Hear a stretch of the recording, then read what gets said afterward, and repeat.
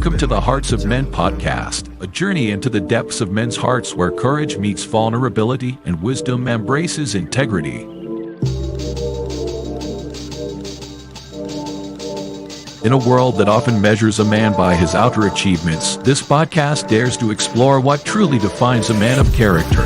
We unpack the challenges and triumphs that shape men's lives, bringing to light stories of resilience, compassion, and unshakable faith.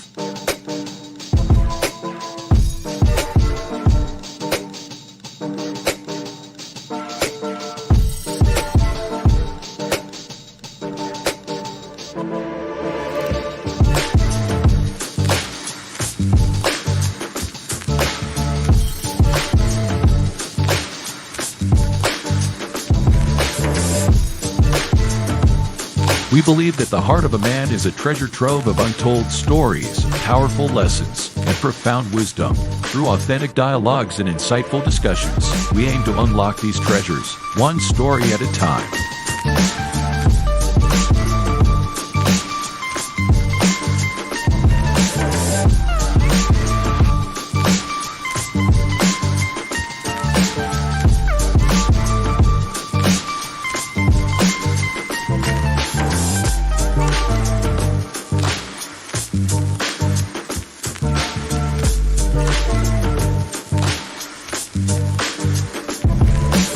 So, whether you're seeking guidance, inspiration, or simply a moment of reflection, you're in the right place.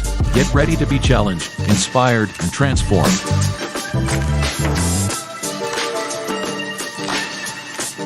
And now, to guide you through this journey of discovery, please welcome your host, a visionary leader and a true catalyst for change, Dwayne Dwyer, but we affectionately know him as the Mindset Coach. Good Friday evening, everybody, and welcome to this week's episode of the Hearts of Men podcast hosted by the community. We're your hosts for this evening conversation. My name is Dwayne Dwyer. I go by the Mindset Coach. Beside me, I got my brothers, Garfield Martin, Mr. The Uncle Junior himself, also known as the Consistency Coach. On the other side, I have my other brother, Mr. Roland Walker, also known as Poor Man's Dr. Phil, Mr. Shift Happens. And below us, we have our brothers, Mr. Christopher McClellan from across the table with Christopher McClellan, also known as the angry guy that is still learning. And also beside him, we have the youngest brother on the team, Mr. Tawami Gaddy, the son of Timothy himself, also known as the available man. Gentlemen, how are you guys doing on this first Friday of February? I'm great. Let's get Happy Groundhog Day. Groundhog Day. What's a groundhog? I'm grateful. A desert rat. A big rat. It ain't a pig that live in the dirt. So it is a pig that live up north in the woods. And it's just this famous idol that they have way up there someplace. Monster Toogie, whatever name, Phil. Puxatawny Phil. Yeah. That is the most worthless trivia question that you'll ever get asked on Jeopardy. Chris, Tawami, how you guys doing, man? I am well. I'm grateful. All right. Good. All right. Very good. Very good. Well, good.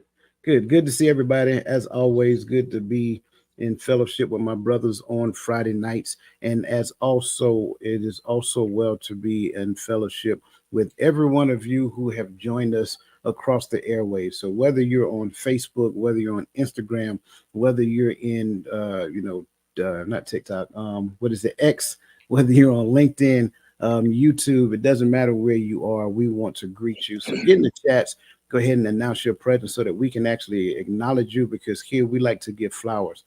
So that said, Michelle Ray, good to see you. Cassandra McKenzie, good to see you. Nick D, good to see you as well. Crystal Everett, good to see you. Lisa Keys, good to see you. Miss Verlene McCoy, Queen V, good to see you. And again, anybody else out there, make sure I check on my other platforms as well, because I got about 4 monitors at the same time. Listen, if this is your first time with us, your first time joining us on a Friday night, you're always welcome to come back. So make sure that you look in the lower right-hand corner of your screen. If you're on YouTube, find the YouTube symbol, put your cursor over there and go ahead and subscribe. Don't forget to hit the notification bell, right? Hit the drop down and select all. That way you know whenever we go live, because we go live on Friday nights, Saturdays, and every now and then we may go live during the week as well. So that being said, this is Black History month. So we're just going to dive into it. Welcome to the Sacred Journey Within, Discovering the Depth of My Identity, a podcast that is more than just a conversation. It's a transformative experience designed to guide you through the depths of self-discovery, spirituality, and the rich tapestry of our identity. In this journey, we're not just seeking to understand ourselves, but to embrace the divine intricacies that make us who we are, reflecting the beauty of diversity in God's creation. As we embark on this captivating odyssey together, we'll discuss powerful themes of unity, redemption, and renewal.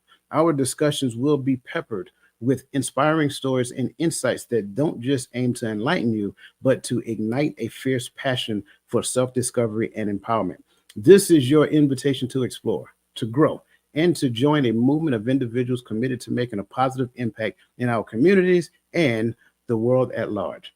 But our journey doesn't end there. By joining the community membership program, you become a part of a family dedicated to shining a light on the path toward greater understanding and unity.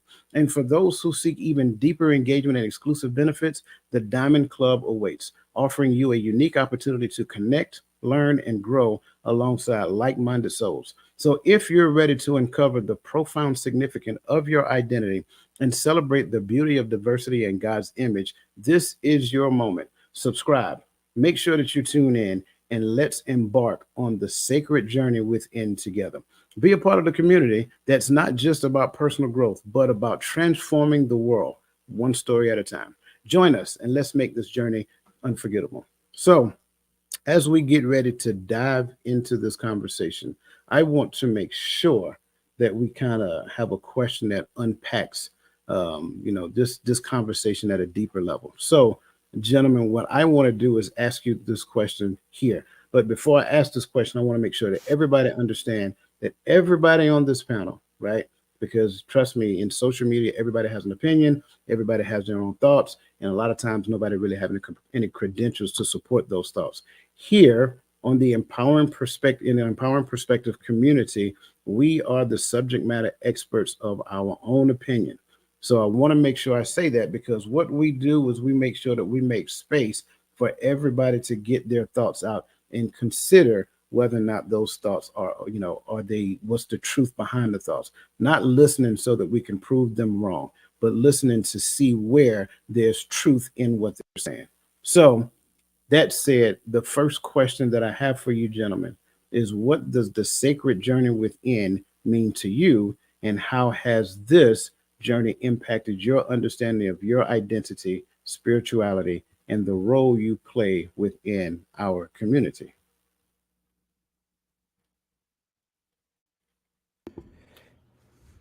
I am still trying to figure this one out. I don't know yet. This is, to be completely real, I don't know yet.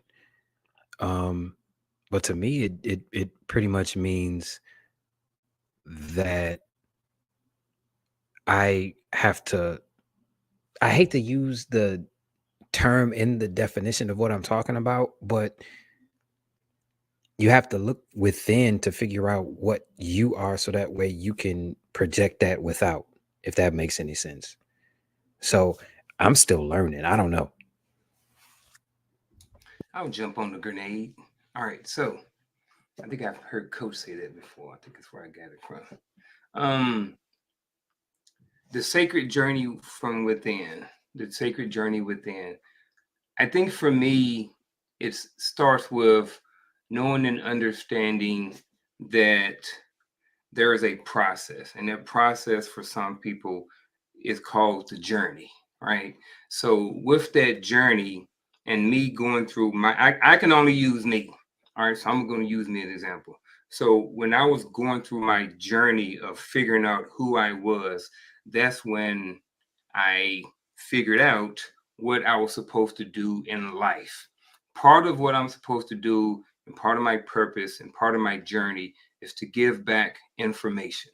I'm 48 years old. I have a lot of different life experiences in different areas, and I can't do anything with it. So doing my journey seeking, that's part of what I'm supposed to do on my journey, right? So first of all, I had to understand what my journey was going to entail And because it's a journey, it's a long process. So even though I kind of figured out my purpose and what I was supposed to do, I am on this sacred journey with myself and my community as to giving information back, right? I can have it, but it does me no good if I just have the information if nobody else can benefit from. So with that, that helped me kind of understand who I was as a person, which comes to my identity, comes to the identity piece, right? And then the spirituality that goes along with that. And spirituality for some may just mean their relationship with their creator, but for some it's that, but it's also other different things. Meditation, not just on that, but also meditating on your journey and the steps that it's going to take in order to get to the end, whenever that long journey ends, and it's a long way. So and then how that role plays into my community. I was fortunate enough that even before I figured out what my journey was going to be, that something was revealed to me, and I had a passion to be a school counselor. So I'm a school counselor by day, so I'm constantly being able to give back, and I'm constantly being able to give back and work with my community. Now, my community may not look, everybody in my community may not look like me. You know what I'm saying? But I guess to kind of round it up, that's where I'm at right now. And I hope some of that made sense to some people out there listening. I like it.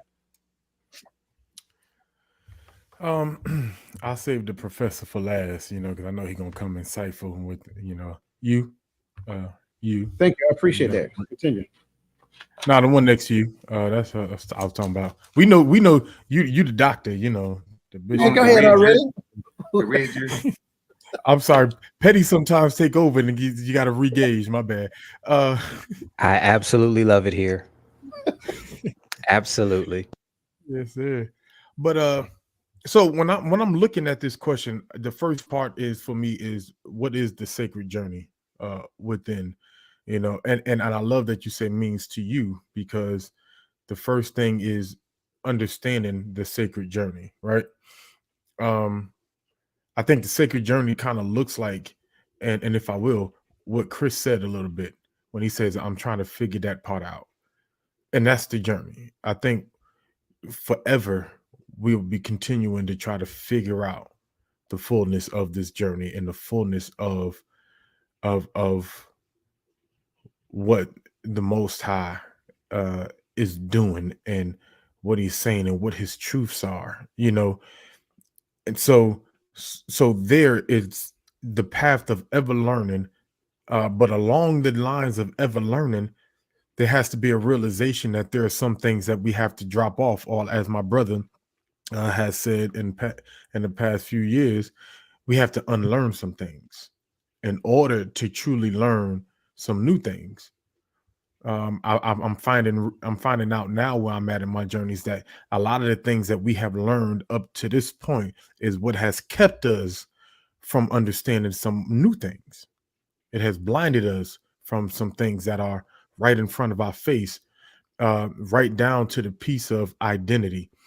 And so when we start talking about, how has it impacted me understanding of my own identity, is when I realized my identity has already been written in the book, but I've been looking elsewhere, and so for me, I've learned how to identify myself properly and not allow others to determine who I am for me.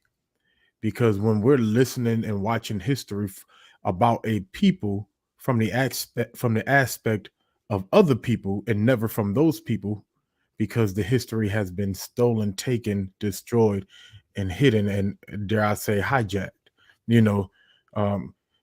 because you throw 10 rocks in a crowd of black folks and ask everybody that was hit, who are they? What are their nationality? You get 10 different answers, because everybody's searching for the truth, or for an identity or who we are and what we are. So for there, the journey has led me to understand who we are through scripture, through the word, right? Which has allowed me to peel back a lot of layers of lies and deceptions to see truth so that my spiritual journey can truly begin. And I'm not operating now in the lens that was given to me, but through the lens of what the scripture actually says. And so that's my spiritual journey part, right? And then the role it plays in my community is as I learn these things and I realize it's all about our unity. It's all about our togetherness. It's all about our brotherhood. The one thing that we have been told in our community to get rid of is exactly what the book is telling us that we thrive in. And so in my community, I just try to talk with as many, young people that are on the journey, whoever's on the journey, but especially young people who are on the journey, to get them to understand, let's not cause ourselves to break bonds and disconnect from one another for the sake of comfort, for the sake of being accepted, you know. So let's but let's in doing that, let's truly understand who we are and let's walk powerfully in that. uh, Oh, okay. The sacred journey within and what it means to me. If anyone has ever seen the movie Malcolm X, there was a period of time where he was in prison. And while in prison, he was talking to the gentleman, and the gentleman said, "Who are you?" And he says, um, Malcolm, Malcolm Little. And then he said, "No, you're not." And he said it again. He said who he was. He said, "Oh, okay, if I'm not Detroit Red, if I'm not Malcolm X, excuse me, Malcolm Little, then who I am." And he said, "That's your journey to find." And that's how we are. We know who we've been told we are. We know who we have been led to believe we are. And I'm not talking on a color scale, I'm talking on a personal level or even a community level. So now, first of all, we have to learn who we are not. And because who we are is not that, I'm a former soldier. That's not who I am. I'm a father. That's not who I am. Those things make up who I am, but that's not my very nature. That's not who I am as a person. So the journey it's a deep one because one, I'm gonna find out who I'm not, and the journey takes me to who I am, not who I am just in my eyes, but who I am in the Most High's eyes. So now that I start to look through a different lens, so everything that I look at changes now. Because when I realize who I am, I treat people differently because of that. Because now I have a respect and a responsibility to treat people the way that I see them. And since I'm looking through his lens, now I'm looking and say, man, I got to treat people with a level of respect. I don't care their denomination. I don't care their religious preference, their political assignment, or whatever it is. I have to treat people like I want to be treated, like I would want to see my mother treated, because now I represent myself because I'm representing him. So the journey is a never ending one until we see him face to face in my eyes. Oh, one more thing. You brought up something. You said that you were whatever it was, you were a school counselor by day. Yeah. And I was like, man, so that means he might be Batman by night because you never see them in the same place. No, I can't pass up a bathroom break and I can't pass up a chance to be I petty. mean, that's true. That's a true statement. So yeah, I had to remember that. Welcome to the Justice League. Chris, I'm with you, man. I love it here. I heard a lot of great things, and I think in listen. So first and foremost, this kind of reminds me of a previous conversation we had, and that was the conversation about the defining your purpose. And if you guys go back and listen to that conversation, you probably heard a lot of the same things that we talked about in the beginning of that conversation. I would say taking a lot of what you hear here, I think that gets you down to the point of getting closer to how to define your journey. For me, and I want to say it that way, I look at, bring the question back up real quick because I want everybody to see it when I say it. For me, as I look at it, I think those three sections, identity, spirituality, and the role that you play in your community, is one and the same. They're not separate. And the issue is that we believe that they're separate, but we view them separately from the wrong direction of authority. So we want to talk about our lowest level of authority first and try to define ourselves there. When you come down to who you are, literally who you are, it doesn't start on the outside of my skin. It's not my job. It's not my athletic ability. It's not how tall I am. It's not what I look like. It's none of those things, right? That's the lowest level of who you are. It starts with your understanding of spirituality, right? When you have a clear understanding, your job is to connect the two together. You have to take the this version of who you are and make it line up with the spiritual version of who you are. And the only way that you're going to do that is by having an understanding, a better understanding of who the creator of that spirit really is. And so when you really start looking at that, that within itself defines the journey. I don't remember who said it, but the journey has no completion. I'm saying it different than what they've already said it, but the journey has no completion. Once you're done, you're gone. It's a wrap, right? So that's the key. So when you really start peeling back the onion, starting getting after it, and starting to understand it, I think we have to understand. I think this. I'm trying to remember. Probably about 4 weeks ago, somebody brought up code switching. I can't remember who. I think Gaddy, you mentioned the term, but Garfield, I think you kind of identified. You kind of talked us through it. This is why code switching is not a thing. The reason why code switching is not a thing, because if I start code switching, that means either I am authentic over here and not authentic over here, right? So that's what we have to understand. Outside of the truth, you're going to get a whole bunch of information. And if you really understand that information is purposed to pull you away from the truth. And so we call that confusion, the cloud. So when you get under the cloud, you cannot see very well. You don't have a clear line of sight. So understanding your journey is jaded based upon how much of the cloud you elect to stay within.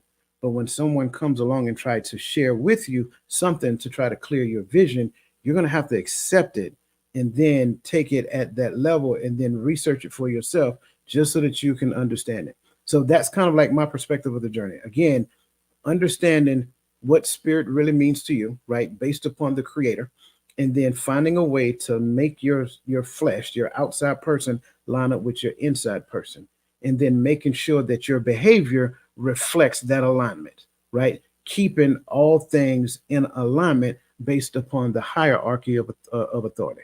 So that's my thoughts as it pertains to that. Before I dive into the chats, does anybody have anything else that they want to kind of add to it? I want to add just one thing when it comes to the community piece.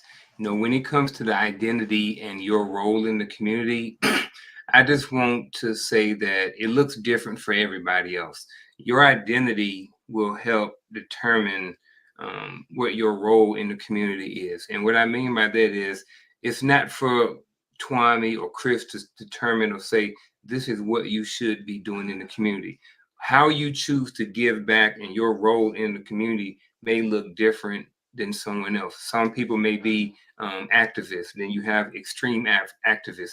Some people may play a financial role in that. Some people may take on a job or volunteer in certain areas to give back to the community. So I think I just want to say that it looks different for different people, how they choose to give back or interact with their community. And it's not because sometimes I only say that because sometimes people will say that you have to fit into this box or you have to be doing X, Y, and Z. Or if they don't see you doing a certain thing, then you're not giving back to the community. But I would say that a lot of people who are really giving back to their community, you don't really know about it anyway. I like that. And I think it's important for us to understand that everybody has an opinion, right? And that's okay. It's okay to have an opinion. And sometimes other people's opinion can kind of help um, you to discover some other things about yourself. But once you find those things that you're passionate with, those things that you're passionate about, first and foremost, we sharpen those things. We get better at those things. We go and fine tune them out out there. But then we have to find a way to bring it to the community, because at a certain point, what we have to realize is that the community is supposed to be its own self-licking ice cream cone. If the community is not its own self-licking ice cream cone, then there are people who are just existing in the community. In the teaching and coaching world, we call those people social loafers.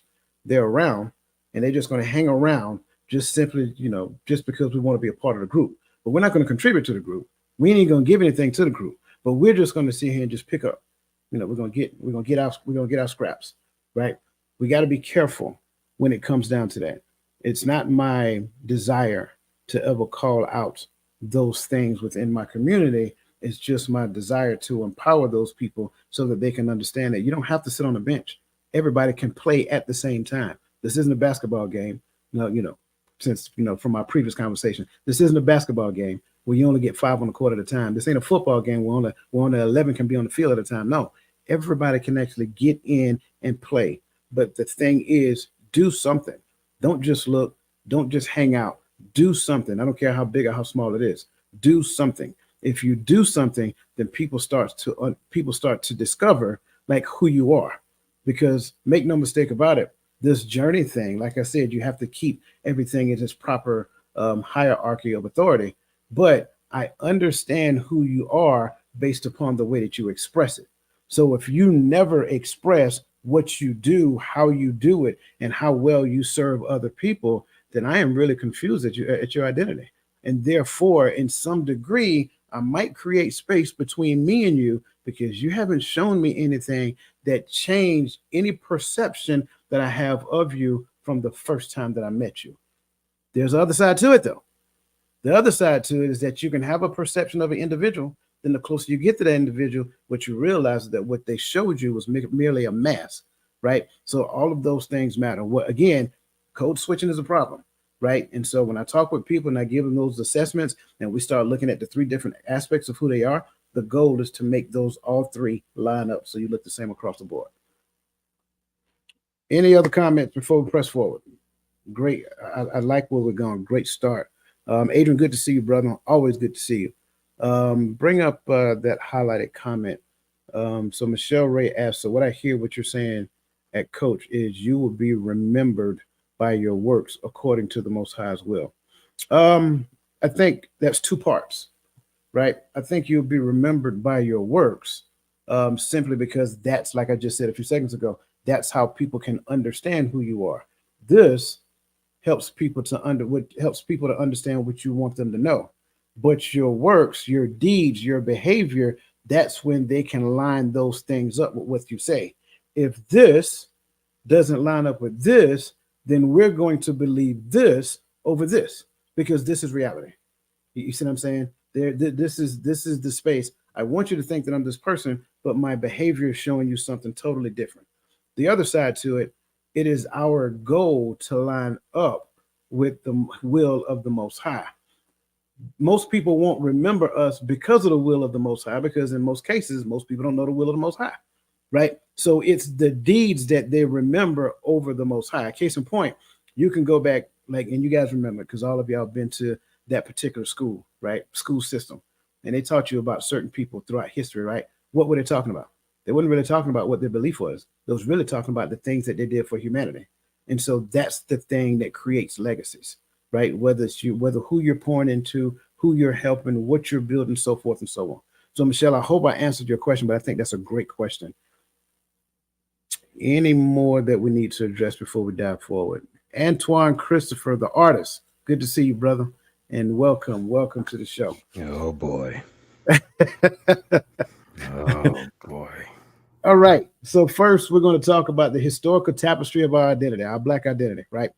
So under this section, The first question is, do you believe historical figures and movements within the Black community transcended their own time to inspire current generations? If so, how?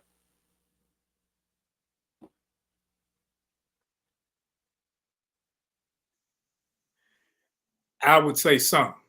Some have, uh, some historical figures have, and some have not, whether that be in a good way or a bad way. We were talking earlier, and some people would take someone like a Nat Turner, and the figure has always been looked at as a negative, because when people are in charge and they have something that they deem derogatory, they will teach it from a derogatory stance.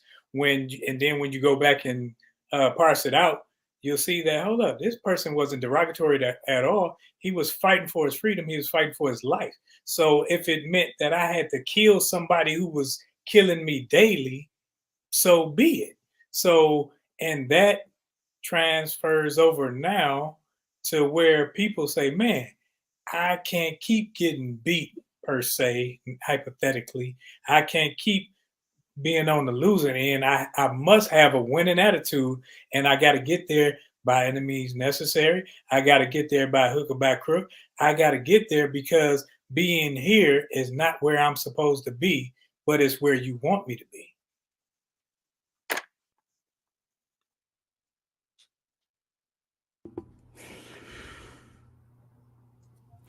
Do you believe My stab in the dark would be, it's hard for me to say. No, it's not. I say I'm undecided because I like how Roland said some, but the word inspire I had to go back and read again, not interpret it as the word influenced, right?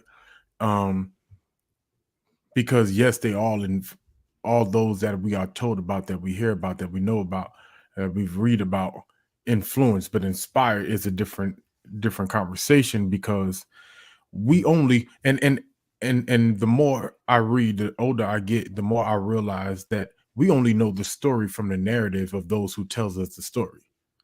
And so for a current generation, we really don't understand the true impact it had at its time to really understand its relevancy in today's time to inspire us to move a certain way, you know.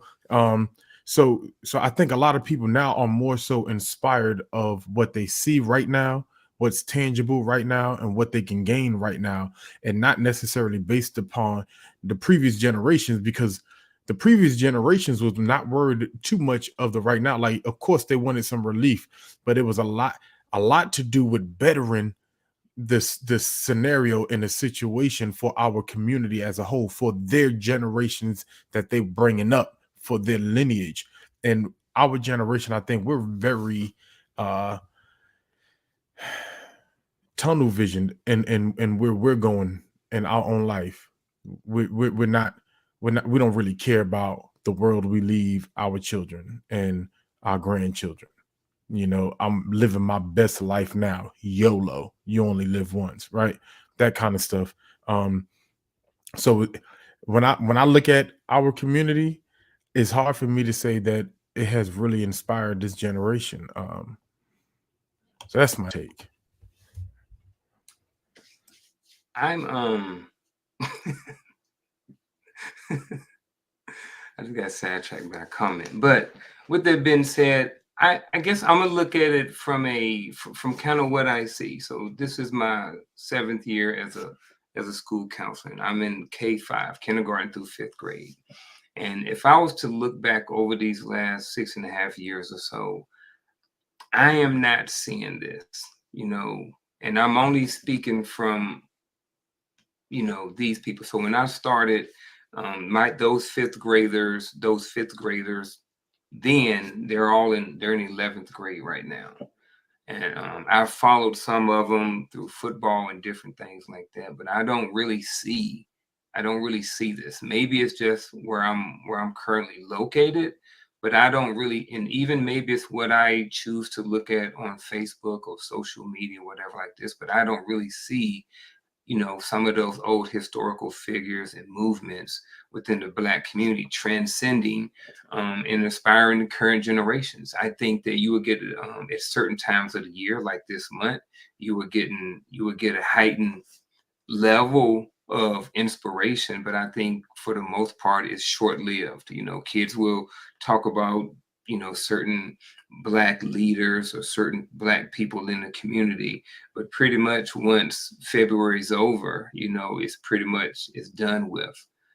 So just from my point of view and what, like I said, from a elementary perspective and what I see on a regular basis, I don't really see this at all. I don't see how any of the past things are transcending over now. And I will say that some of the things that some of these old ways of thinking are being passed down. Like I remember I was at school around Thanksgiving time, and somebody was saying something about sweet potato pie and pumpkin pie. And a little fourth or fifth grader girl, she informed me at 47, 48 years old that Black people didn't eat pumpkin pie and that they only eat sweet potato pie. So I'm just like, well, I never knew that. I didn't grow up learning that. You know what I'm saying? So that's something that she has learned and is still regurgitating to this day.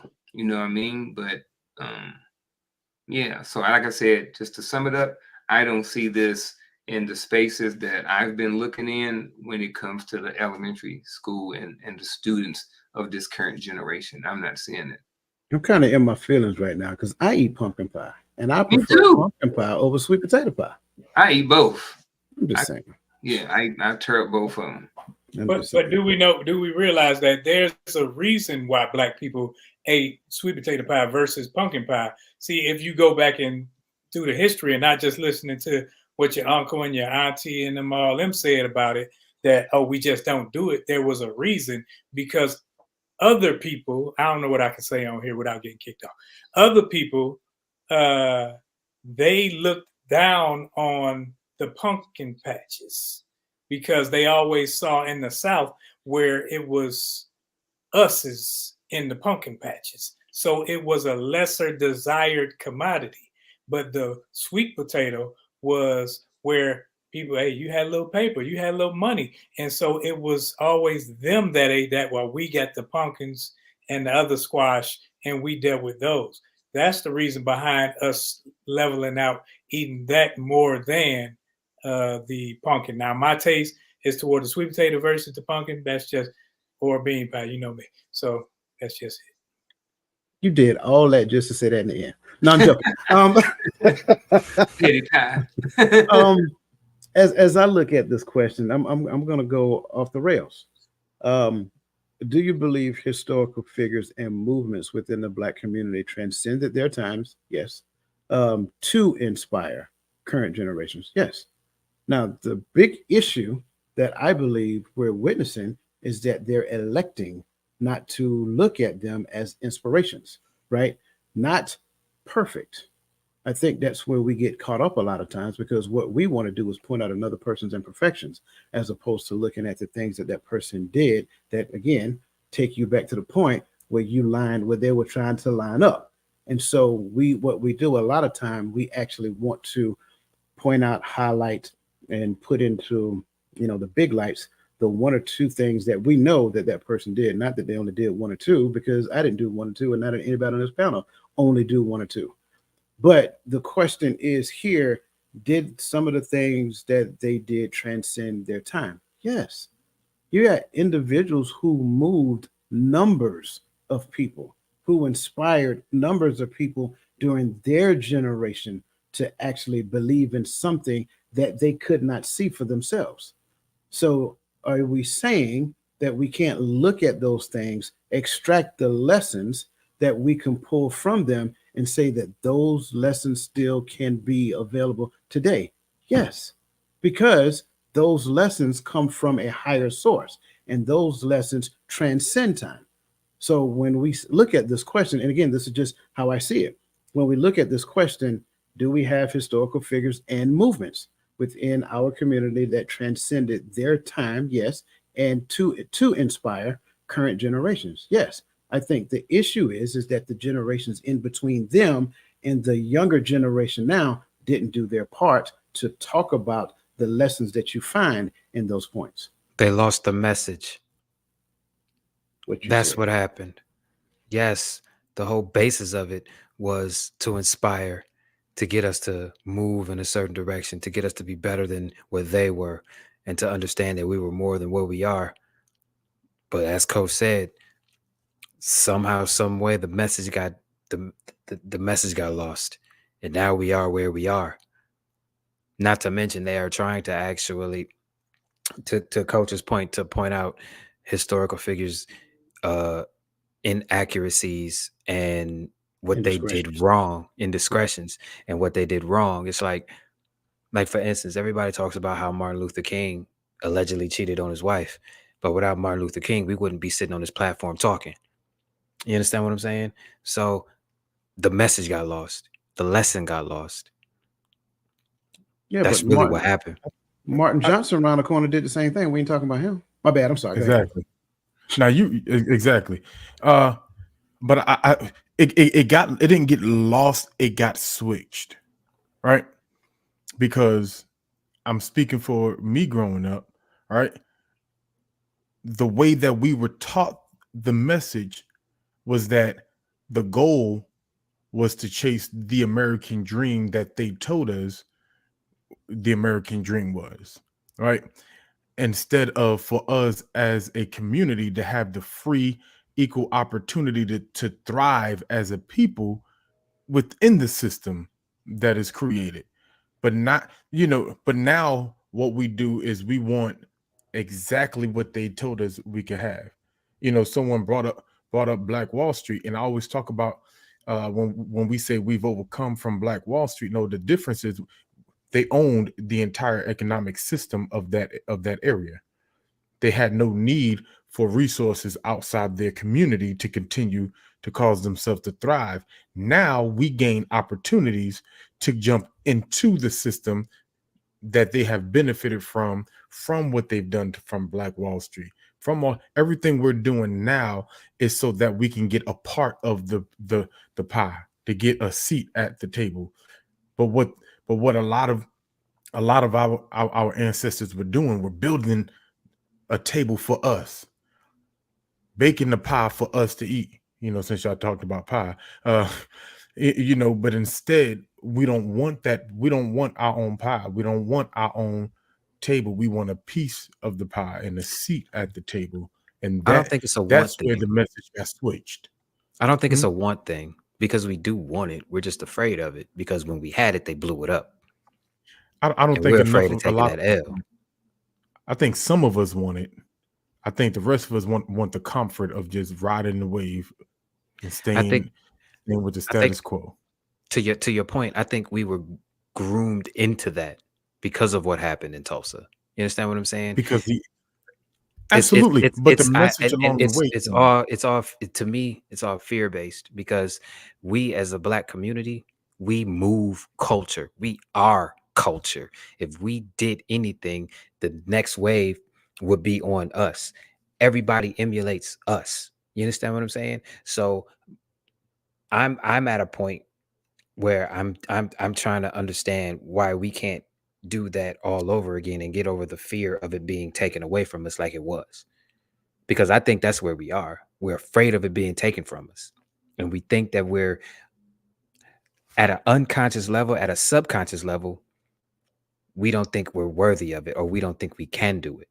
So we try to mesh in and move in with everybody else. That's just me taking a peek out of it and looking at it from an objective point of view and just looking at it for what it is. I think we're afraid. We're afraid of actually having something of our own, because a power that we believe is higher than us is going to take it from us. That's just me. Or maybe this is also why I shrug my shoulders, because But you're not wrong. Neither one of you are wrong, actually. I think when you look at the entirety of the population, there is a spectrum that exists within it. And definitely to Chris's point, there are some people, and I promise you, I want to say it was either today or yesterday, to where there are some people say, you know what, I'm comfortable. I don't want to push any further because I can survive here. I got everything that I need here. I get the resources that I need. But if we push further, then this might happen, this might happen, this might happen. And historical references that are there actually shows that. But History might repeat itself. right. But then to the other point, I think this may get after Cassandra's question. I also think when it comes down to the message that has permeated society today, I think some of the generations in between didn't necessarily like take responsibility to further that message. Take responsibility to sit your child down and look your child down in the face and say, "Hey, look, we're not who you. We're not only comprised of what you've seen in your history books at school. Let me show you this, right? Let's do this, right? To get it to your point, right? They can get, whoever, and I'm just using they as a group term, right? Whoever they may be, they can taint the message all they want, but we have to go on a learning journey of our own so that you can unpack your history, your rich culture. Try looking outside of where you currently are to get a better understanding of where you came from so that you can try to merge it together and learn what they're doing on this side of the water, what they're doing on this side of the water. How can we embrace some of those things, so forth and so on. And the next question is really going to. I want you to start, Gaddy. When we go into the next question, I really want you to start there. Roland, you look like you're booting up, brother. What you got? I was listening to the conversation going on, and I agree with both sides, but it's not just a simple and plain with either. I think that when you look at it, yes, there are some fears, and yes, there are some hesitations, but I think as a whole, the group does not want to take on the responsibility of having our own, because you have we've had the Negro leagues, we've had football, we had football, baseball, now we have basketball, the big three, and the NBA is shutting him down with what he has, and we don't support those things. So I think that it's not necessarily the fear. Sometimes the fear is standing alone, standing out on your own and saying, man, I'm not going with the norm, and I'm not just going with the flow of traffic. I'm standing out here by myself, and I'm going to make it happen with whoever's coming with me. And when we can come together in small pockets, everybody jump on bandwagons when it's the big thing, when it's the positive thing to do, but nobody wants to do the small thing. Nobody wants to be the person saying, hey, I'm gonna go and stand outside the grocery stores, make sure these women get in their cars. I'm gonna make sure the children are safe at school. I'm gonna do these small things. But if it's something big, hey, we doing a Million Man March. Everybody say, hey, I was there. What about teaching the youth during the week? What about doing things of that sort? That way, the mindset is ingratiated in them from a lower level. Now, when you grow up, you have that positive image, and you say, "Hey, we can do positive things if we do it, and not keep talking about it." Yeah, I agree. Garfield, you got anything you want to add to this before we move on, brother? Yeah, just the kind of the family piece. I think all of you guys make great points, and I was listening intensely to everything that you guys were saying. One of the things that I thought about was the community piece again for some reason, and I think that a lot of us nowadays, and this I was definitely guilty of this for a long time, was that the individuality mindset. You know what I mean? And that is, when my kids get up, when they turn 18, push them out the house. I want to live by myself. I don't want to live with my mama. I don't want to live with I don't want to live with nobody. I want to go and get my own house and live by myself.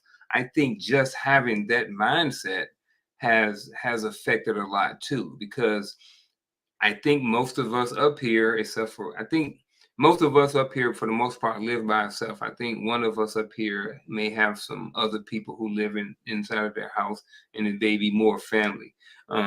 But I think for the most part, when I look out into the community, everybody wants to be by themselves.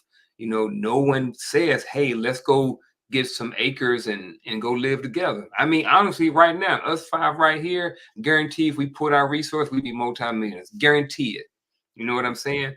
But Coach want to live by himself. Uncle want to live by himself.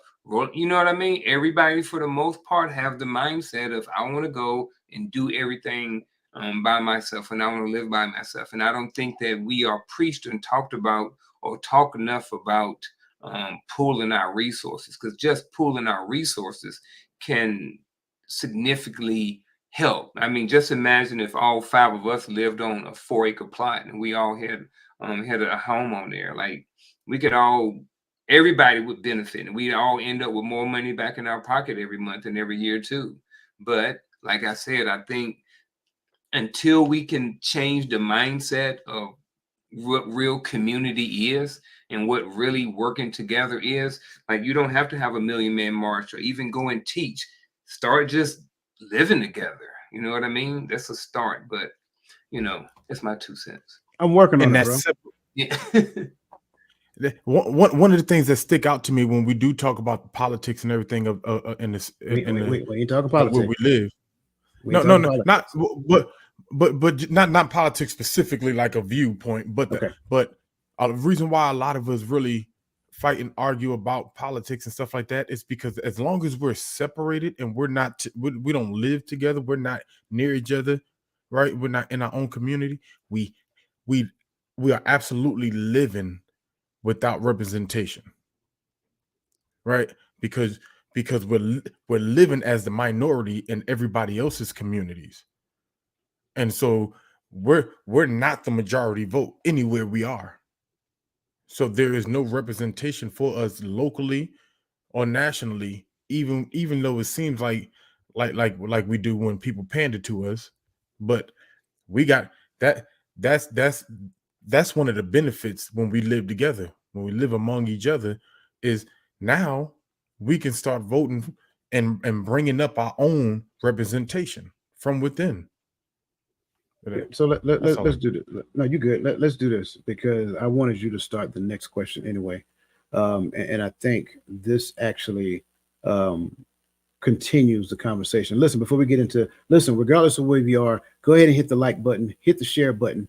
And again, subscribe to the channel. Queenie Love, good to see you. Welcome as always.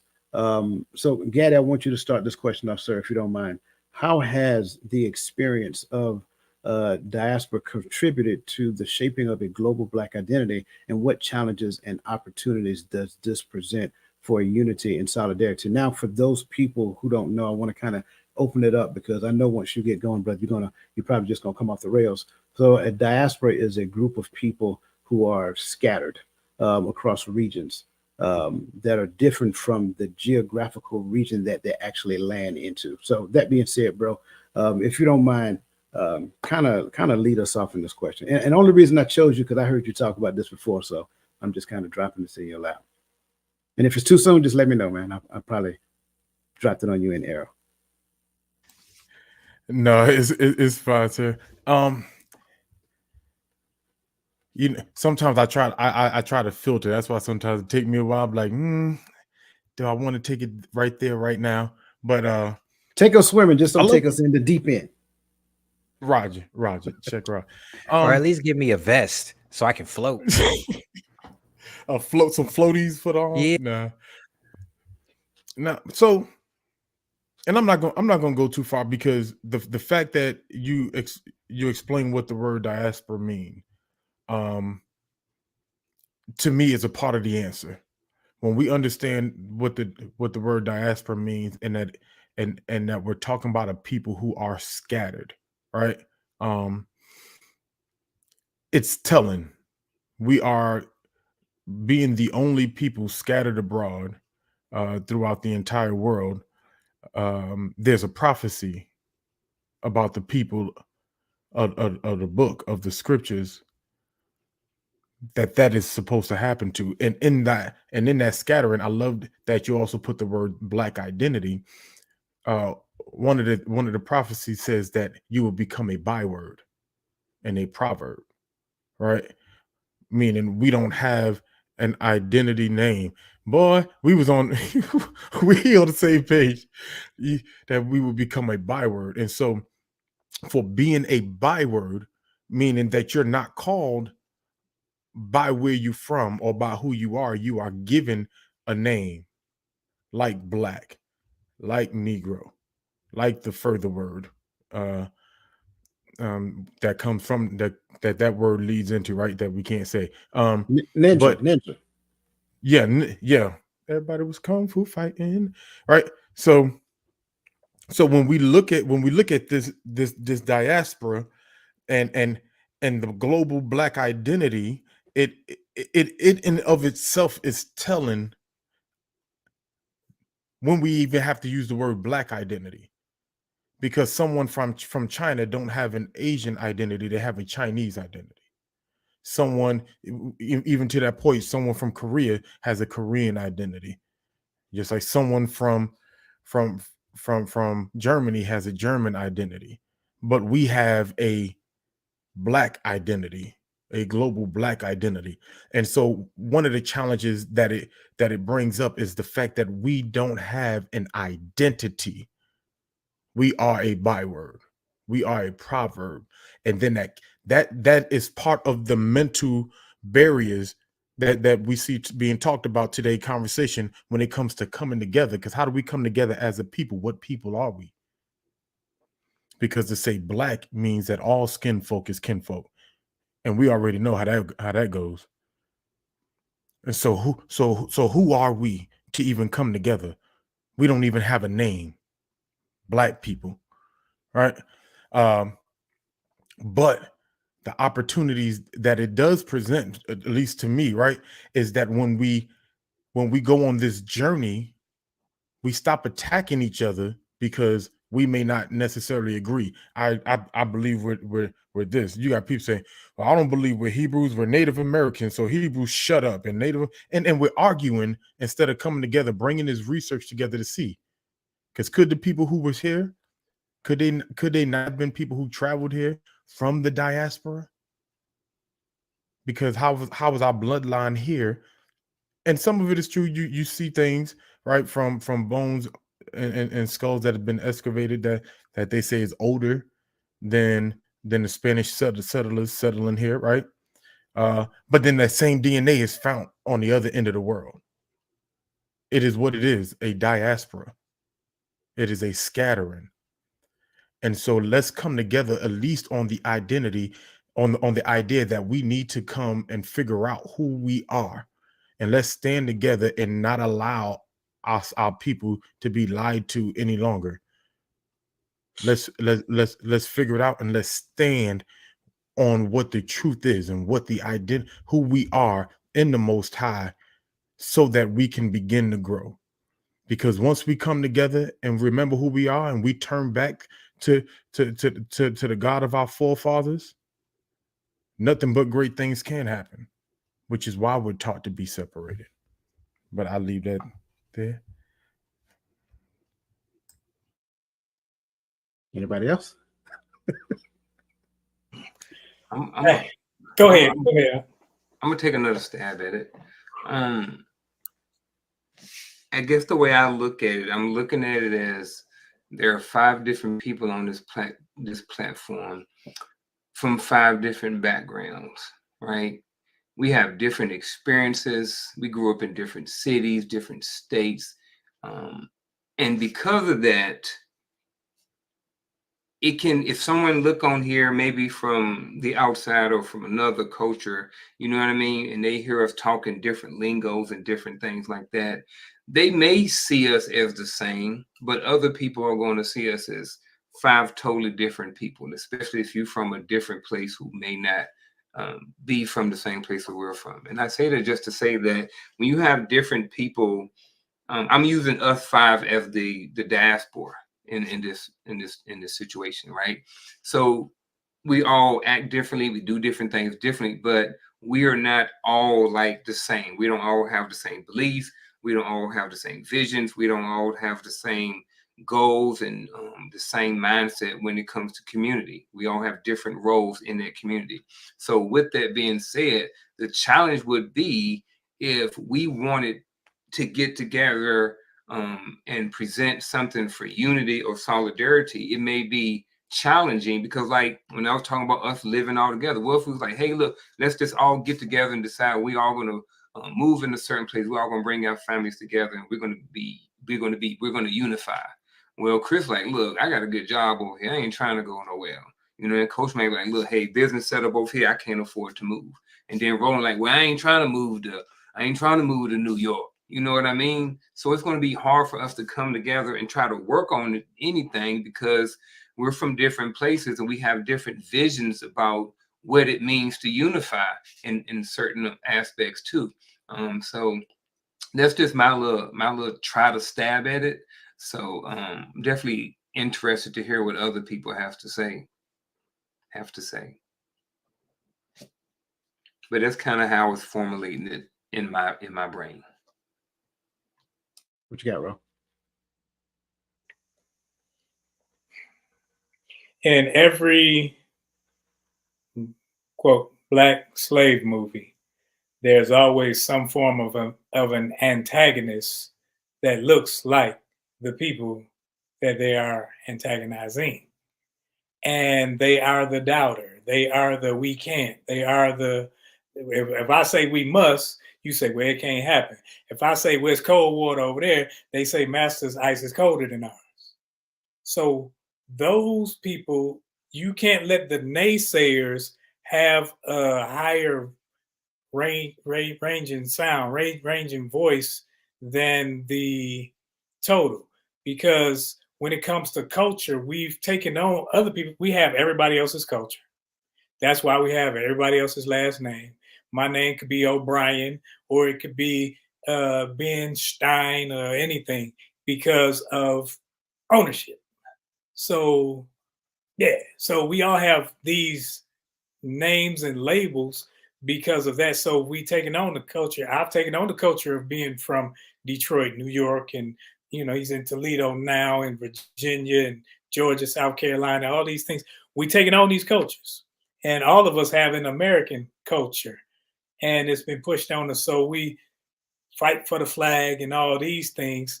And when it comes to saying coming together, I think we got to be in the same place. To me, coming together is a mindset.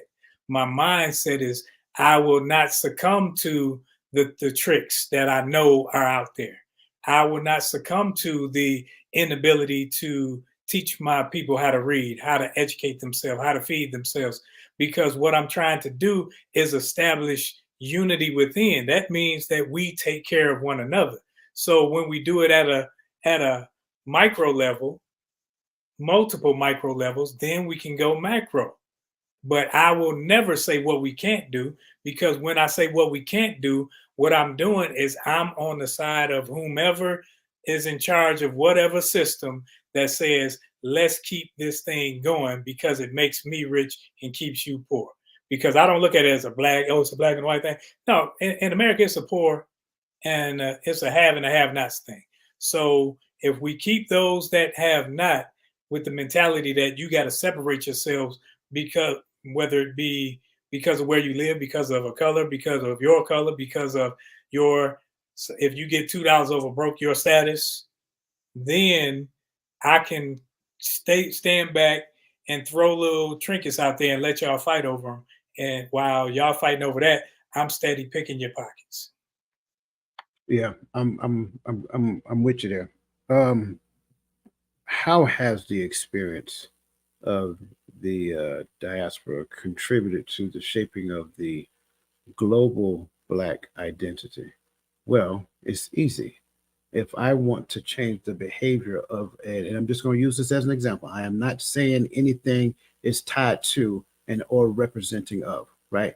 If I want to change the behavior of an animal, I move that animal and I don't put it with animals of its kind. I put it with an animal of a different kind. If I want to make that animal more docile, I put it with a docile animal. If I want to make that animal more vicious, I put it with a more vicious animal. That animal is going to have to fight every day of its life. And then over a period of time, that animal will start to take on the mannerism of the pack that it is with.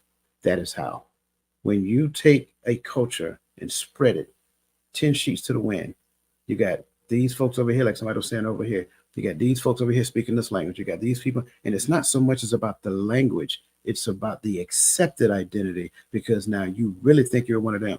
You really think you're one of them. That's why, if you notice, it got to the point they started changing names. It went from African American to people of African descent, right? So that's why they started doing that, because somebody said, hey, I don't like this. I understand what that means. And so some people didn't like it. Some people liked it, 6 in one hand, half a dozen the other.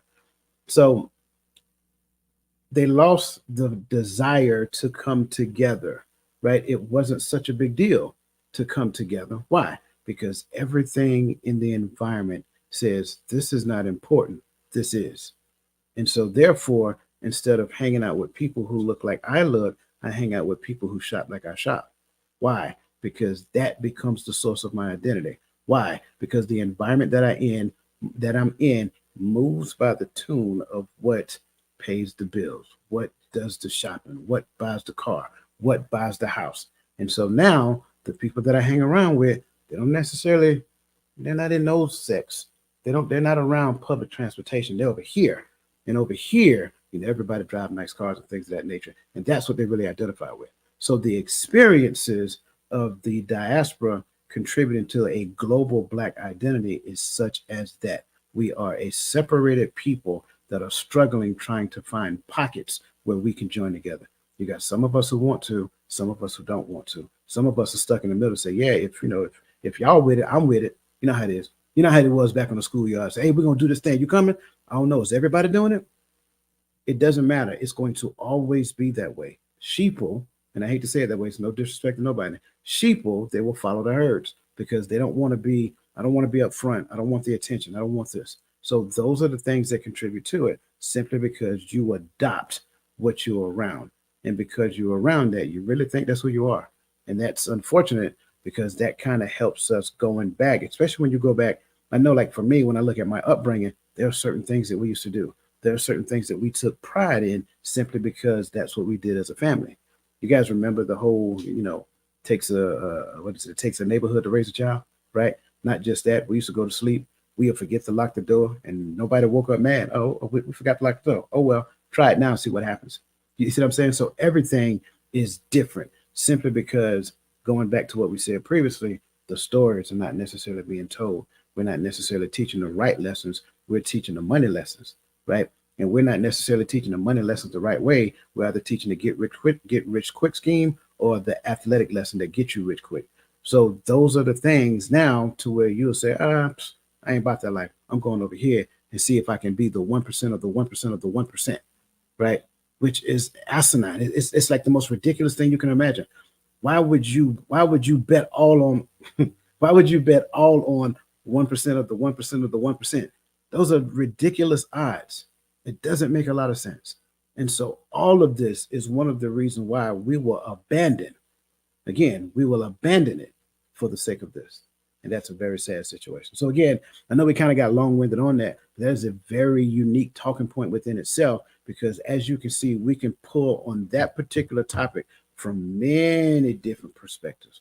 We can talk about how culture has literally migrated, right? And have been, I don't want to, well, migrated is a very mild way of saying it, but it has transferred hands, because I want this person to be in the highlight, because that music is good. I like that music, but if I can get that person to sing it, we can make it go to the top of the charts. We're going to give you a little bit because it came from you. But this person, guarantee we'll push it to the top of the charts. Not because this person sang better than you. You sang your song better than me. So it wasn't because of that. It's because we're going to promote this one 10 times more. And those are the things that we don't see. Those are the things that actually happen behind closed doors. And in your limited viewpoint, because you don't see it, you don't see the marketing dollars that go into it. Yeah, you get in there and we're going to give you something now. It's a little hush hush money. And because of where you come from, it's better than what you had. And like, okay, cool. But now you look at it like a lot of people saying, hey, I need to have the rights to my music now. I need to own the rights to my music. And so that's a lot of the stuff that you're hearing as well. So again, like I said, this particular conversation, we can move it. It doesn't really matter because it's the same conversation. We can move it from arts, craft, education. It goes all the way across the board because that's the world that you live in. Sorry about that. Got a little passionate there for a second. Okay, moving on, man, because I'm telling you, like, dig into it seriously. Spirituality and identity in the Black community, which again is a huge talking point. So, how has spirituality provided a foundation for resilience and resistance within the Black community? If so, how? Again, before I turn them loose, listen, hit the like button wherever you are. I don't care what platform you're on. Hit the like button right now and share it. All right, gentlemen, let's eat. I concede because I don't know. From what I'm saying, people are moving away from spirituality. They're focused on something outside of that. Like they say, the universe or things like that. Some people don't even believe in spirituality in our community. So I don't know.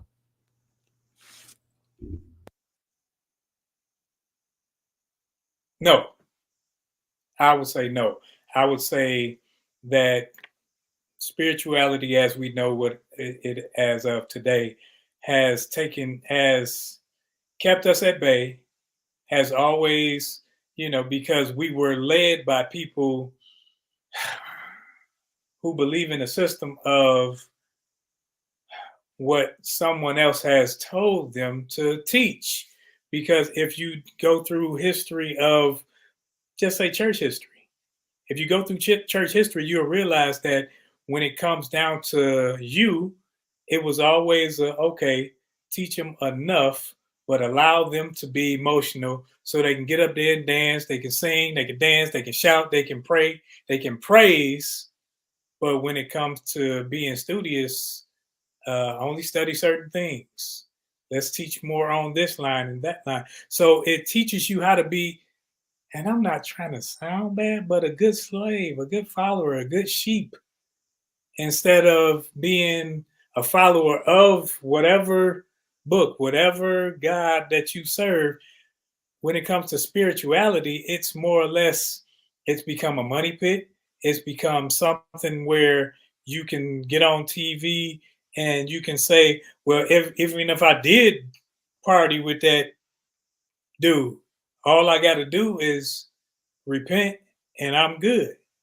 When if your mind is already there, that's saying that the people that follow you, you can tell them anything, because it's not like I'm following your actions. I'm following what you tell me, and your word supersedes the word. So the foundation established, I think, was already tilted and already crumbling. So now everything that builds upon it is where I can come and I can say money, money, money, money. I can say buy this prayer cloth.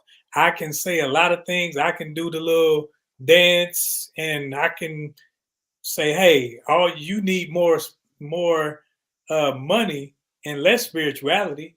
I'm hitting all of them because I hate to see it happen, because people like catchphrases. People like I call all of them motivational speakers. Like, oh, I'm gonna say this and it sounds good.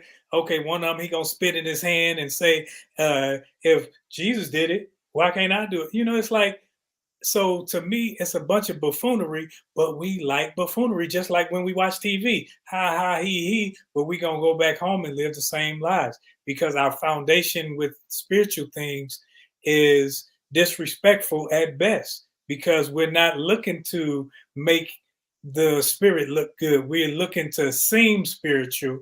And if I can say I came in on a Honda real fast, then I'm spiritual. So no, in a nutshell. Say it real fast. Just roll He yourself. came in on a Hyundai. Did Coach really go to the corner? Hyundai. Hey. Wow, this is amazing. See the bow tie fly. I'm actually going to give an unpopular opinion on this. On the resiliency part, I would say yes. Though misled, though used for a sense of control, falsely taught, though beaten out of understanding the truth, and speaking the truth. All these things are true, but the belief in the God that we as a community believe we were serving. There's a and I get what Chris is saying, but there was a generation to where being a Christian was a must in the Black community. And so during that era, there was a belief and an understanding that endure and God would see you through. You know, better days are ahead. We shall overcome someday. All right. These are songs that were sung in, we shall overcome, sung in the Black church, as well as on the streets during the marches, because the belief was God was coming. If you talk about the Gullah, they wrote a very popular song that's also telling, if we know prophecy, called Kumbaya, which means come and arise, Yah, which is a song asking for the Most High Yah to come save us from our circumstances. So whether or not we were taught correctly, I think is inconsequential to the fact that it helped us stay resilient in this at least at least from the way I view the history, is that it caused a generation to really stand on Moses' word when he says, stand still and see the salvation of the Lord. Now I definitely do believe that it has caused us to kind of sway, and I think the false teachings and everything that Roland is talking about, it led us to where Chris is talking about, because those teachings, when we've been able to educate ourselves, and we sit down and we read for ourselves, we come back and we ask questions, because Pastor knows all. And when those questions are not being asked, or you're being told to stay in your place, or you're being told, don't worry about it, it's inconsequential, it started leading people out of the church. But I don't think that takes away from the resiliency as the people that we had in standing and waiting, if that makes sense. Still made us a good slave in a sense, or easy to control, but we weathered the storm, I think, because we were waiting on the Most High, in a sense. So, has spirituality provided a foundation for resilience and resistance within the Black community? If so, how? I am going to say yes. And the reason why is because I'm separating spirituality from religion, right? I think they are two totally different things. I think they can be intertwined, but spirituality is more about your relationship. So I say that's where I'm coming from, and based off my definition of what spirituality is. So I think when it comes to spirituality, there has been a foundation for resilience and resistance being there within the Black community. Good, bad, or indifferent. There are some folk that won't do anything, but they'll pray about certain things or whatever like this. Or I just think that when you're focused more on your spirituality and your relationship, I think that will cause you to be more resilient and be more resistant when it comes to certain things in general. So mine is just a simple yes. I don't have too much to add to this. I probably need a little bit more time to think about it. But the reason why I'm saying yes is simply because I've separated the religion versus the spirituality. Now, if I was going to go religion, then my answer would probably be no. So first and foremost, I want to apologize for my uncontrollable laugh. I heard the joke when you said it, so I couldn't hold it in. I'm sorry. I'm with you, Garfield, on this one. Has spirituality provided a foundation for resilience and resistance? The answer to that question is yes. Within the Black community, the answer to that question is no, for the exact same reason that you mentioned. And what I've seen some other people say in the chat, it's been taught through the wrong lens. It's been taught from the wrong perspective. It's been taught for the wrong reason.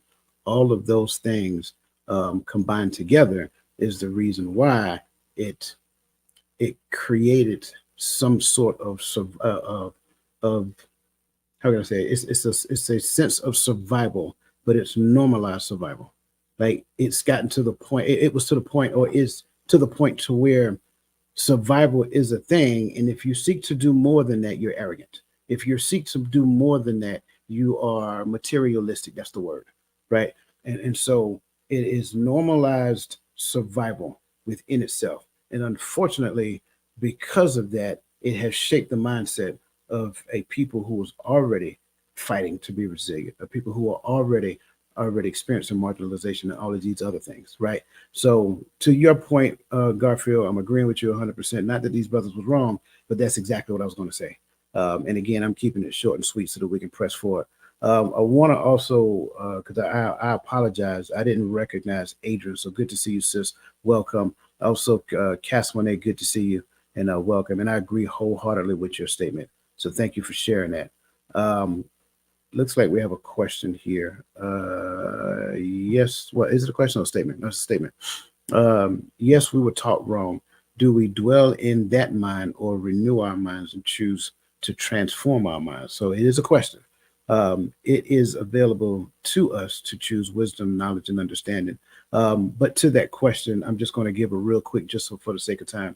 And the answer to your question is obviously the second part.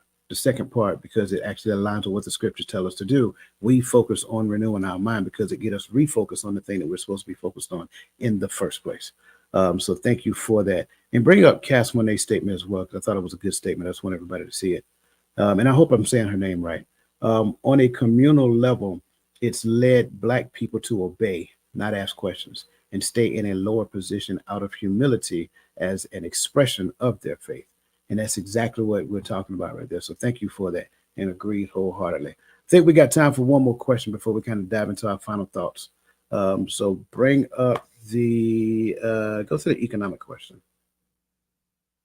But I think we kind of talked about it. There we go. And so first and foremost, we may go a little long. If you guys got to leave, by all means, we appreciate you being here. But I'm not going to go too long. Okay. So bring that question back up, please. Bring the question back up, please. Thank you.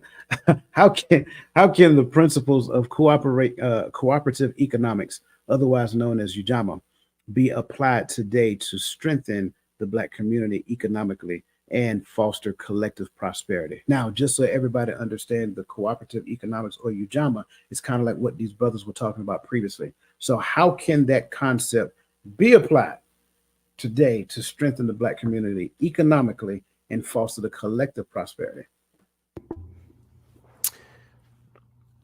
I think the question is, can it even be applied? Well, let's bypass that, and let's see if we can answer the how. Because I'm agreeing with you, but I don't want to stay there. That's the thing. I don't know, because everybody wants to be the one. Everybody wants to be the man. Everybody wants to be the person to spark this, instead of saying, let's be the group. You understand what I'm saying? So yes. I don't know. No, you just gave us a how. That would require the relinquishing of ego. He took my answer. But that's the only answer to give. That's I was waiting for him to do it. That's the only answer to give. Like, that's listen, one. man. Listen, I was watching The Matrix Reloaded, and I remember the scene where the Oracle was sitting next to Neo on the picnic table right outside of, on the park bench right outside of the door before all of the agents came and attacked him. And she said something that has always stuck with me. She said that she was only interested in the future, and the only way to get there is together. That's how we do it. But the thing is, man, we have to get over we have to get over the ego of it. We have to get over the ego of trying to be the one, instead of let's collectively have an ego and be the group. Then we can talk trash. You understand what I'm saying? We cannot move individually, independently, and expect the union or the quote unquote community to thrive. I don't believe that we can. And we also have to quit gatekeeping. A lot of us have a lot of information out here that we so scared to give out because me using my light to light your candle does not dim my light, if that makes any sense. How about we go there? Or maybe that's me being utopian about it. But you said you had nothing to add. Go ahead, brother. Go ahead. Yeah.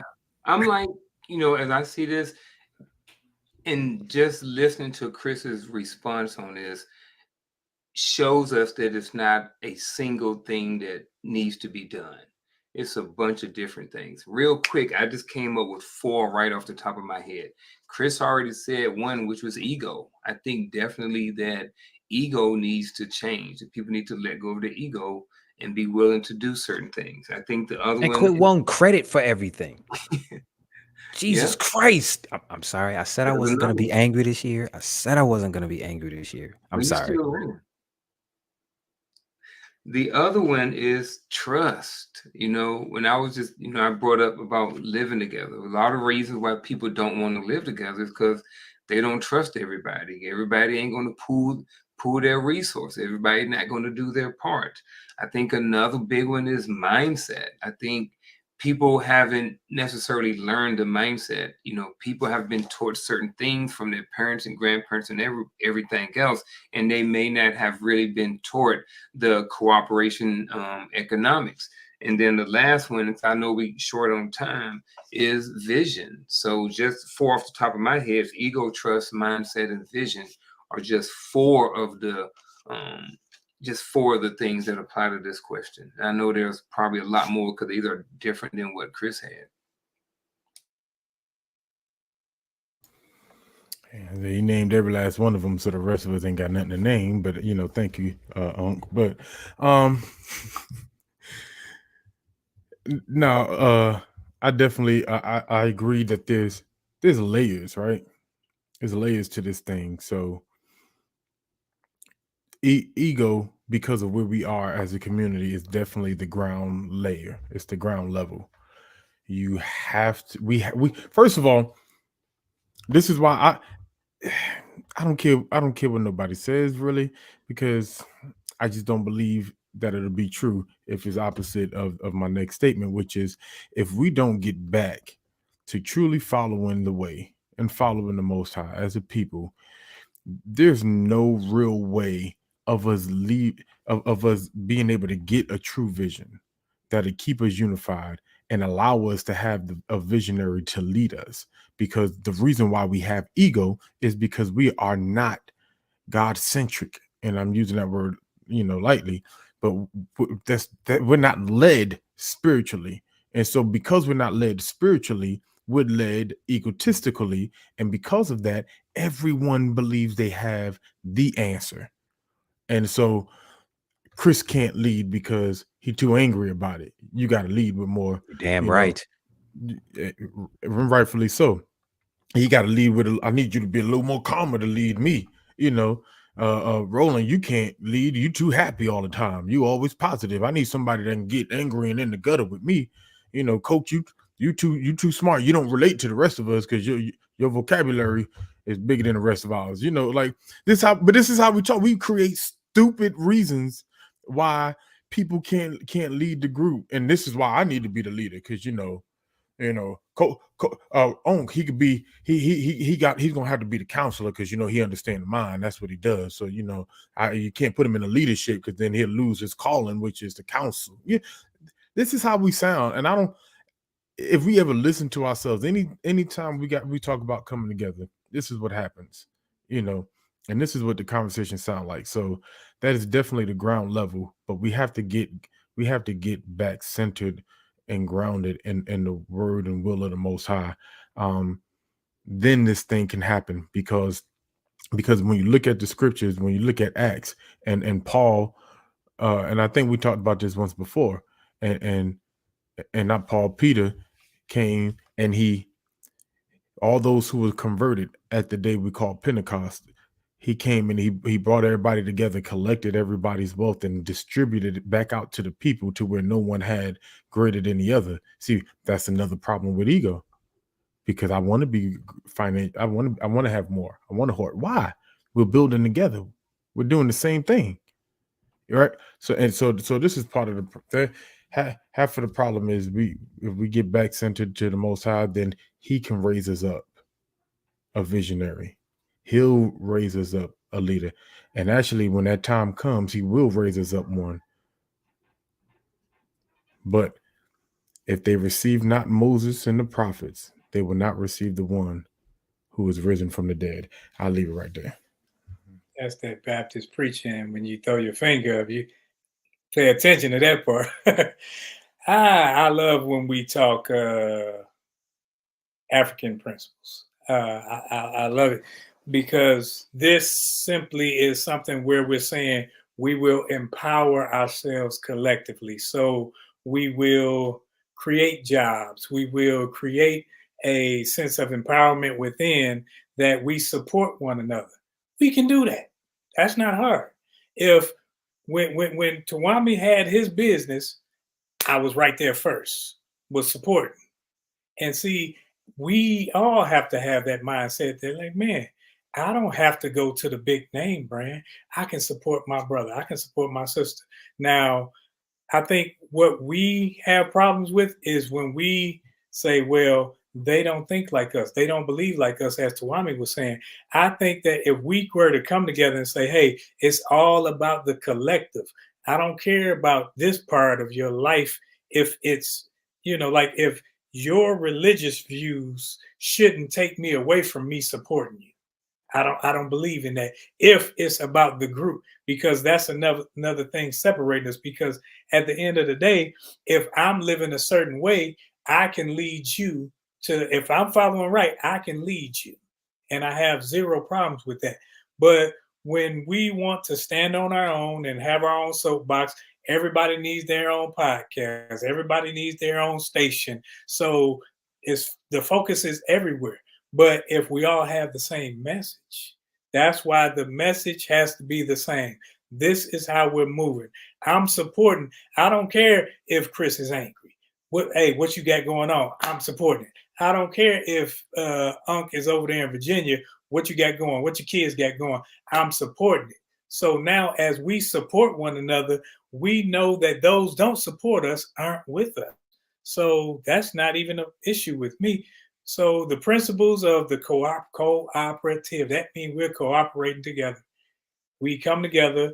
We are of the same mindset of let's get out of this situation. So we're not looking at the past in order for it to catapult us. We're looking at it strategically so it won't impact us in an adverse way for us moving forward. I'm not stuck on the past because it happened. Just like in football, we looked at film. You looked at film for what happened. Where did you go wrong? What happened over here? So you won't do it again. So you can develop measures to go forward to where, hey, this won't happen again. I'm not looking at it and say, man, let's keep marching. We shall overcome and all that stuff and wear out more shoes. No, I'm saying let's look at that, see what they did, see how we can build upon that. So when we come together now, we're coming together not on a clean slate, but we're coming together with the same mindset, like, hey, let's move higher. Let's build higher. Let me support you. We can bicker and argue about petty things all day, but let me lift you up. And if we got to say something to one another, let it not be in a public setting. Let me come, hey, I ain't like how you did this, brother. So we can have a communication on that level versus them saying, well, they said this. And then now you got people from the back throwing rocks and people egging us on so we don't necessarily get along. Now you have a splinter organization and no cooperation. Well, all right. I'm going to keep mine simple. I think as we listen, we heard a lot of good stuff. I think the first thing we need to understand is the idea behind Ujamaa, again, is cooperating. right? Cooperating, collaborating, so forth and so on.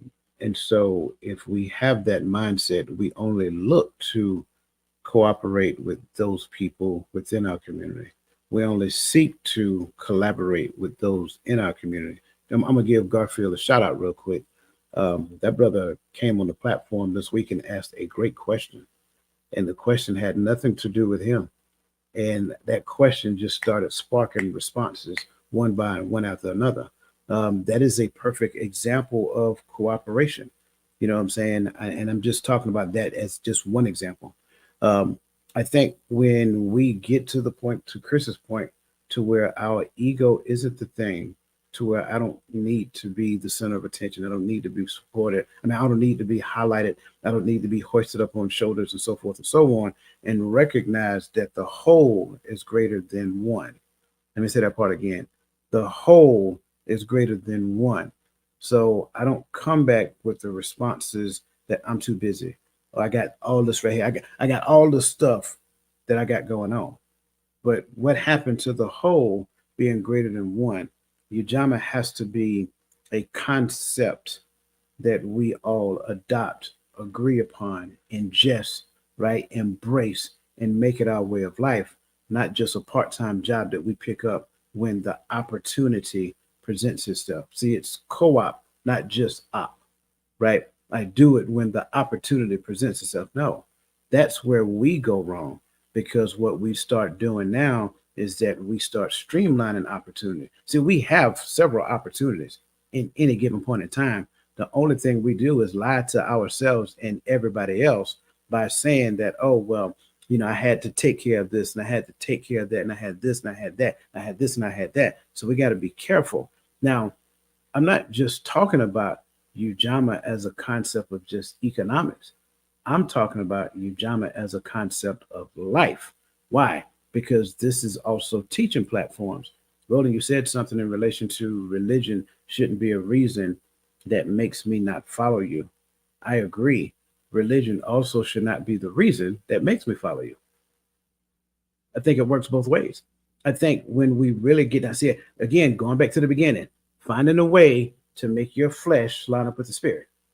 So it's not even the understanding of the other person knowing whether you're spiritual or not, because I don't go to them bragging about it. I don't have to boast about it. It becomes a lifestyle and they're attracted to it by an unknown force that's between me and that person. They don't necessarily know. They just recognize that I create that I bring a character, and that character is the thing that attracts, right? That character is what we understand as the fruit of the spirit, is the thing that goes forth, and that becomes the thing that attracts. Not my title, not how much money I make. New Amsterdam, I agree, is a great season, is a great series, right? But you want to know the most important thing I think he did in the beginning? He fired all of the cardiothoracic surgeons, every last one of them. That was his first act. And everybody was like, what? What are you doing? Because they were milking the system dry. They were overcharging people and performing very minimal surgeries. So when he fired them, he was told some information. He went back and looked, and he went and found the one dude who was actually doing it the right way, doing it for the sake of the hospital, not for the sake of his pockets, not for the sake of going and doing all of these different conferences and things of that nature. That's kind of like what we got to do is, in our community. We need to, instead of elevating the people that are the gatekeepers, I can't remember who mentioned it, right? Whoever the people that are gatekeeping, the people who have the abundance of resources because blah, blah, blah, blah, blah. At some point, we're going to have to community-wise fire them, right? Help them to understand that your behavior is not advantageous to the community, it's advantageous to you and you alone. And because of the mindset of the and I'm saying this just in a particular way for a reason, because of the behavior of the people outside of the community that has impressed upon you to be a particular type of way. Therefore, your behavior does not support the community. Your behavior support you and you alone. And when you're asked about the community, you'd be like, man, forget that. I came out of it. They should be able to pull themselves up by their bootstraps. So all great comments. Again, I greatly appreciate everybody's perspective. Shout out to everybody who's joining us tonight. Everybody on across all the platforms, all of the value comments that you guys are writing, putting up here. Listen, I want to be completely transparent. I see what you're doing, but because of how heavy this conversation can get, we probably made it through half of the questions that I had tonight. But I wanted to make sure that I address you guys and let you guys know how much I appreciate your comments. Like they're valued, and we value you as well. And unfortunately, this is the bittersweet time, the bittersweet moment of the program. This is the step before the end. So that being said, we're just going to kind of just go Chris, Gaddy, Garfield, Roland, and I'm just going to close it out, and then we're going to call it a night. So that being said, brother Chris, you have the floor first. What'd you say? You said no?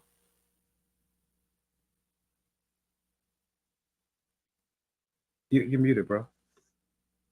I really didn't have a final thought. This was a learning experience for me because we're all trying to discover what our identity is as a person. I don't really want to dive into the whole black or I don't really want to dive into that because I'm not looking at myself as that first. I'm a man first. I'm a person first.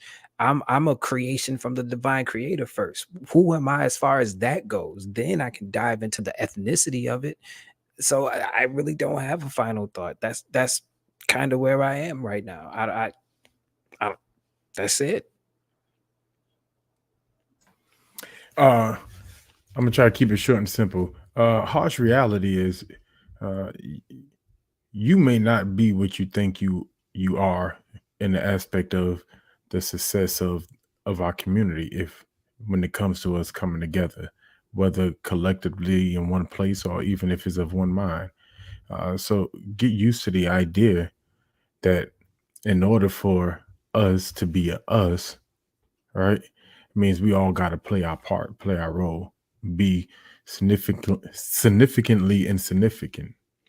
And that can be a tough pill to swallow because we all want to be Dr. King. We all want to be Malcolm X. We all want to be Farrakhan. We all want to be the guy in the front that people read about in the textbooks, right? But the reality is, the guys that made the engine run were the ones we didn't hear about, the ones that are not honorably mentioned in the books, and that's how success happened. Stop trying to. Everything is not a click. It's not a like. It's not a view. Some things are just done behind the scene, and that's the only way anything happens. So, in the words of my brother, leave your ego at the door, and on the way, and let's grow together in the Most High, of course. I like the title of this episode, so I'm just going to stick with the title, Discovering the Depth of My Black Identity. I'm just going to use identity just for my talking point. And no, actually, I'm going to use black. I'm going to stay with black. I think that when you look at this term discovering and then depth, that means that it's going to imply that it's going to be a journey and that it's going to take some research.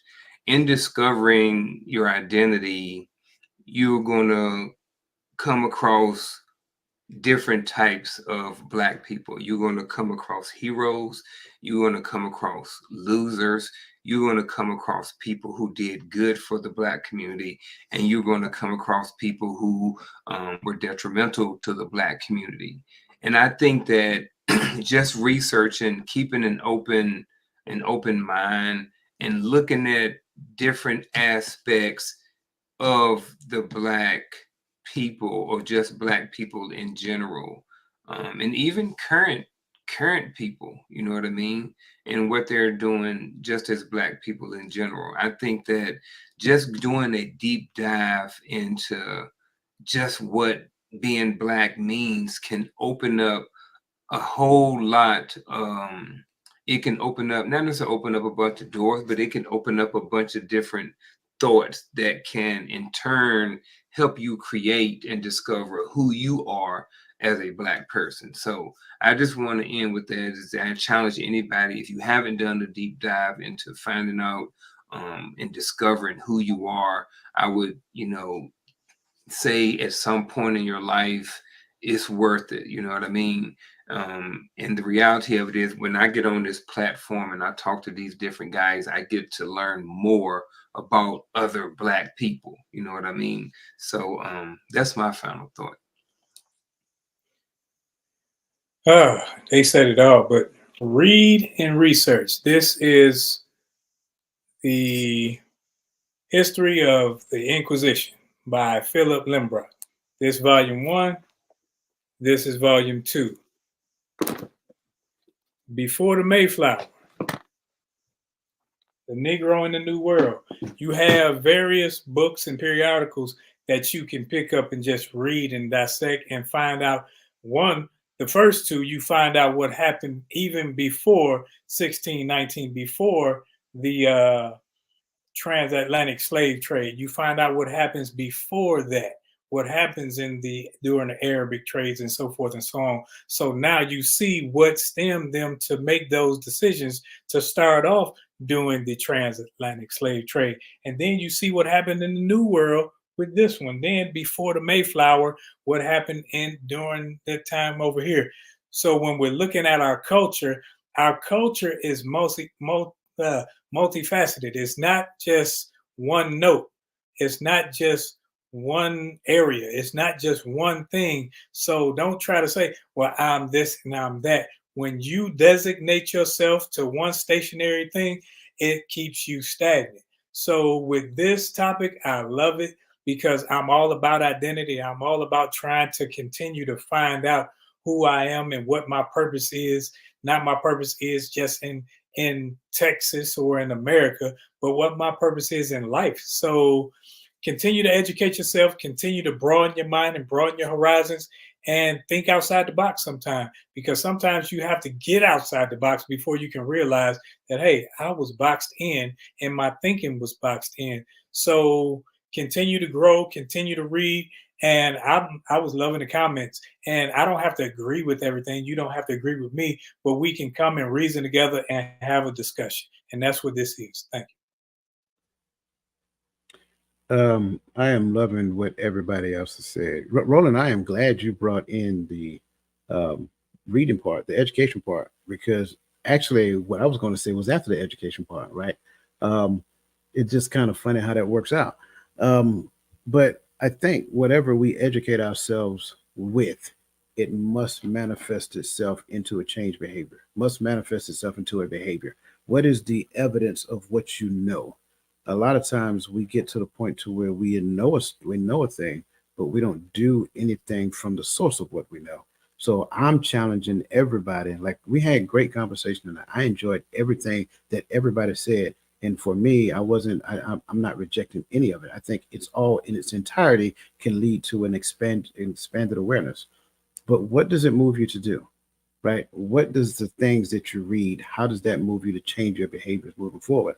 We read the Bible, we study the Bible. Does the Bible move us to change our behavior? We read certain books. Do we take the lessons learned from others and make it submitted to the Bible and see how that moves us to change our behaviors? Because when you listen to the things that we talked about today, that's what we're talking about. We're talking about ultimately understanding how, people in history and them actually teaching lessons and trying to inspire cultures down the line, I mean, not cultures, but generations down the line. But yet we missed the mark because the stories had not yet been told to such a degree that the inspiration was the driving force from generation to generation to generation, right? We talked about the diaspora and what happens when a group of people get scattered across all lands, and how the integration of different cultures actually changed them. We talk about economic unity from the concept of Ujamaa. So these things that we're talking about has to come from a source of a mindset that said, I value the community higher than I value myself, which in turn by itself is a biblical principle. So that being said, I challenge everybody to do something different. Pick something. Pick one thing that you're going to do different and do that. I don't care what it is. It can be the way that you greet people, the way that you treat people, the way what you want to do differently moving forward. This year is still young, and you can see the fruits of your labor 6, 7, 8 months down the road. So that said, again, greatly appreciate all of you. Again, next week. So starting next week, we're going to do something different. Starting next week, we're going to do a little education, right? So next week is all about Black achievement, because it says Black History Month. Black achievement and their resounding impact on society. So I've already told the brothers they got to pick something, from history and talk about the achievement, who the achievement from, and that's how we're going to talk. And all of us going to pick somebody, and hopefully we're going to pick somebody different, and we're just going to try to make conversation after that. And then the week after that is all about leadership lessons. And so again, we're going to pick somebody, and we're going to, do that going forward. So this should be, it's fun. It should be fun. It's different. Listen, again, join the community so we can continue to support one another. That's what www.totalmindsetshift.com is all about. We carry on conversations that we have here for like the entire week straight. Questions are asked on the board. We try to elevate and make us collectively think different, be different, and do different, because that's really what it's all about. Listen, again, we appreciate you guys. We value you guys. Have a great rest of your night. Listen, be the best, allow the best version of yourself to be a blessing to everyone else that you encounter. Have a great evening.